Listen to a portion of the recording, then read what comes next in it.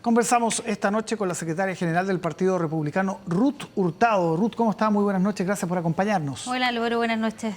¿Por qué dilatar la decisión sobre la candidatura de Michelle Bachelet a la ONU, siendo que ya está generando ruido? Por ejemplo, la UDI, que ha dicho que no es partidaria de apoyar esa candidatura. A ver, el presidente electo tiene razón, digamos, en querer esperar hasta cuando corresponda a ejercer su mandato, que es a partir del 11 de marzo. Sabemos que esta es una decisión que tomó el presidente Boric, más que una decisión de Estado, porque no hubo un consejo consultivo de relaciones exteriores, ni con los expresidentes, ni incluso con los candidatos que estaban a la presidencia en ese minuto.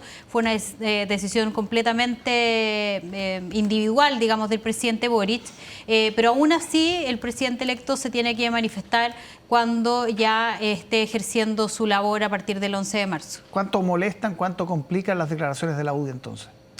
No más allá de las declaraciones que ellos puedan tener, obviamente tenemos diferencias, pero aquí hay que dejar que el presidente electo sea quien asuma primero el cargo y luego sea él quien gobierne y tome las decisiones de Estado que sean necesarias y que él vea qué es lo mejor para el país y para los chilenos. Y estoy segura que el presidente electo va a tomar una muy buena decisión en esta materia. ¿Cuál es el objetivo específico del viaje a Ecuador? Hablamos de seguridad, pero específicamente con Ecuador, ¿qué se puede sacar allá? A ver, mira, en los países que son de la región de Latinoamérica hay un fenómeno que cruza y es bien transversal en materia de crimen organizado, en materia de seguridad.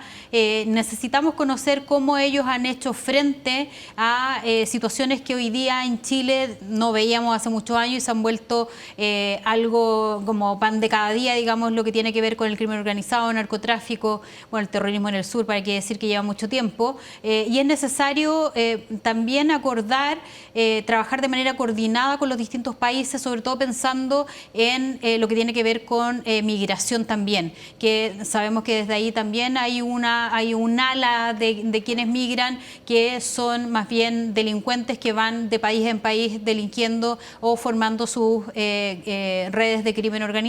¿Vienen más viajes aparte de Perú en enero? Viene efectivamente en Perú, o sea, a Perú debería viajar en enero y al parecer vendría otro viaje más durante enero, que no me corresponde a mí porque no soy vocera de la oficina del presidente electo, soy la secretaria general del partido. Pero otro país de la región, ¿se entiende? A otro país de la región, efectivamente. ¿Cuál fue el balance del viaje a Argentina? Porque hubo un par de episodios que generaron controversia, la foto con la motosierra, por ejemplo, todo este coqueteo, estas declaraciones públicas sobre José Luis Daza, que al final, si el presidente lo quiere nombrar, lo nombre nomás.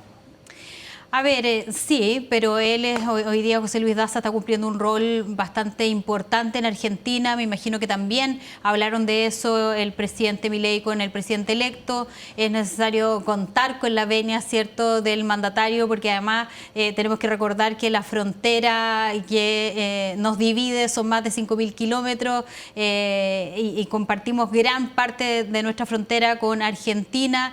Sin duda lo que causa escozor en algunos, que es la foto con la motosierra, pero es tan identitaria, digamos, identificativa con el presidente Milei, más allá de que se le atribuyan al presidente electo en materia de funcionarios públicos, que si bien con el amarre va a ser bien difícil, digamos, ejercer esa autoridad que tienen los presidentes de poder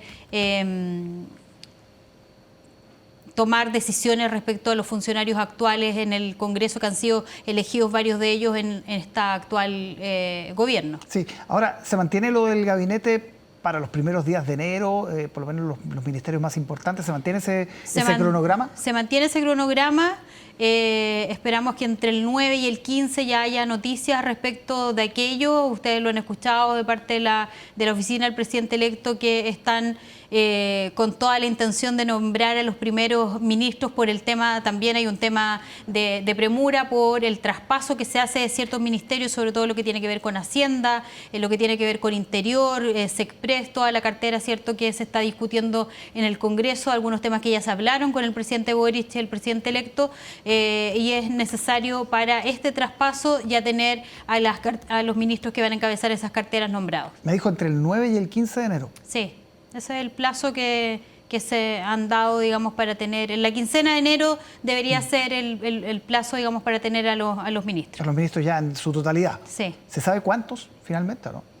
Están ahí en discusión para ver este triministerio que se ha hablado, Sí. ¿cierto? Algunos otros biministros, pero eso es una decisión que todavía está tomando el presidente, analizando además cuáles son las carteras que podrían estar conducidas por un solo ministro. En algún minuto se habló de obras públicas con obras públicas y transporte, sí, gracias, obras públicas y transporte, pero la verdad es que son dos carteras muy grandes que quizás podría ser deficiente al momento de la administración de estas carteras. Claro, se entiende. Hablemos de los amarres. Ha subido el tono, el gobierno defendió, dice que no se amarre, que es de alguna manera una forma de ordenar algo que se está dando en la realidad en todos los cambios de gobierno y que quedan muchos remeros, los llamaba el ministro de Seguridad, que no son figuras políticas, son asesores, qué sé yo, son trabajadores que fueron nombrados de esta manera, pero que son los que llevan el peso del Estado, así lo explicaba él. ¿Qué pasa con esa digamos, explicación que ha dado el gobierno? A ver, la explicación es bien deficiente. Hemos visto cómo se dio cuando uno analiza los hechos desde que asume el presidente Boric, cuando hay este desmantelamiento de funcionarios públicos, donde hay una estampida de funcionarios, pero no por decisión propia, sino que más bien por mandato de la administración que asumió en ese minuto. Ellos deciden desmantelar la suceso, no había quien fiscalizara, y ve cada uno de los episodios que fueron pasando, tú te das cuenta que aquí más bien hay una intención organizada, concertada de dejar a todos estos habitutados, ¿cierto?, anclados al gobierno sin la posibilidad de que el presidente electo tome decisiones respecto a quiénes van a ser los asesores, por ejemplo, en algunos de los ministerios que se van a nombrar autoridades.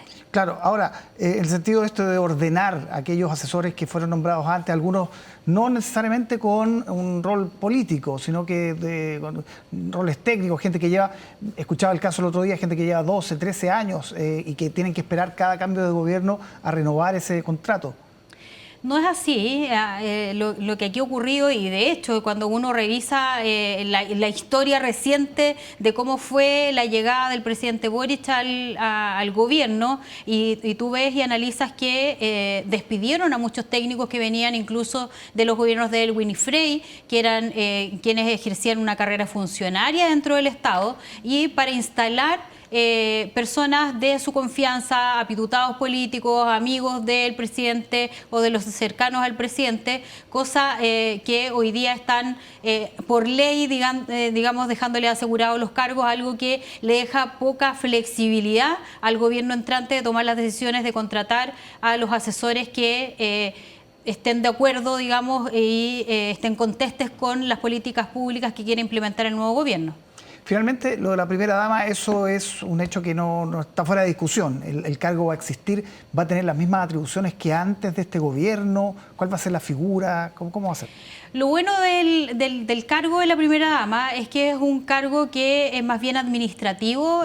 Así se decidió en el gobierno actual de eliminar el rol de la primera dama. Bueno, hubiera sido bien raro haber tenido dos primeras damas con un mismo presidente, pero en esta nueva oportunidad, digamos, lo que se puede hacer es rearmar la figura de con quiénes va a trabajar la primera dama, cuáles son las competencias, las atribuciones que va a tener, porque ya como es un rol administrativo que depende básicamente del presidente, creo que se le puede dar un mejor trabajo, una mejor gestión a la figura de la primera dama, que sin duda va a hacer un muy buen trabajo ahí junto a el presidente electo José Antonio Kast. Pero para que nos hagamos una idea, es más o menos lo que hicieron Luisa Durán, Marta Larraechea, o es distinto? No, es un poco en esa línea, en la línea social. A ella le gusta mucho todo lo que tiene que ver con la línea social cuando uno analiza el trabajo que hicieron las primeras damas anteriores, incluso el de Cecilia Morel, quien trabajó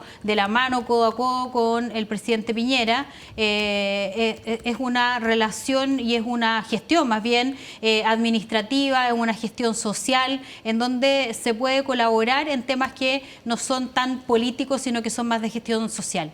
Bien, Ruth Hurtado, muchísimas gracias como siempre por estar acá en Tele 13 Noche. Gracias a ti, Álvaro. Que esté muy bien, muy buenas noches. Igualmente.